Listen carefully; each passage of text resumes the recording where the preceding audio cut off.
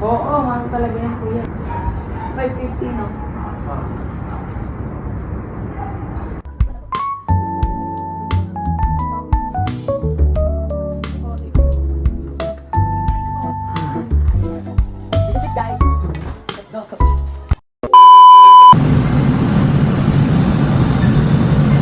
Ngayon guys, meron tayo uncle box. Ano yung nag-trending na sausage na puputok with cheese?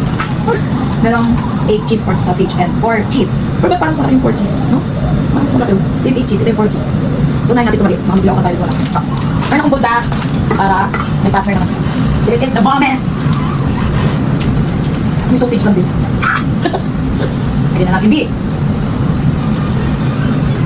Sabi nila, pakulan na daw na water.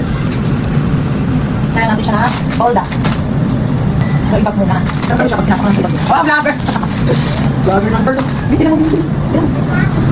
Oh, pumutok ko siya, B. Hindi pa ko na kinakain. Pinapakulan ko lang siya. Pumutok yung cheese. So, legit na. Pa siya kinakain, pumutok na siya.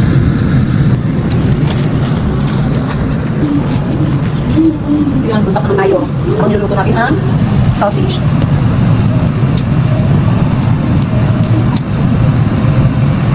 Ganyan natin ang ipag-ipansa.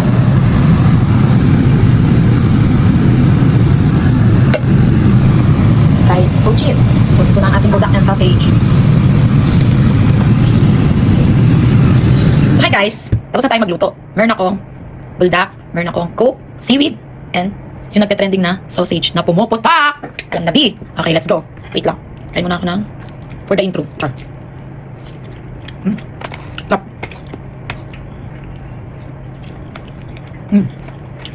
Nice pa yan. So ngayon try na natin yung sausage. Wait lang. Sana pumutok, B. Malaki-laki to, B. 1, 2, 3. Hindi siya pumutok pero makatas. Dami cheese.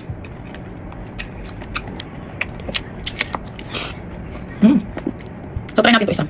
Hindi pumutok yung isa, B. Makatas. Kaya tingnan. Makatas siya.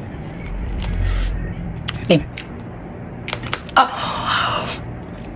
My God, ang layo, B. Tayo ng putok. Ang layo ng putok. Sama.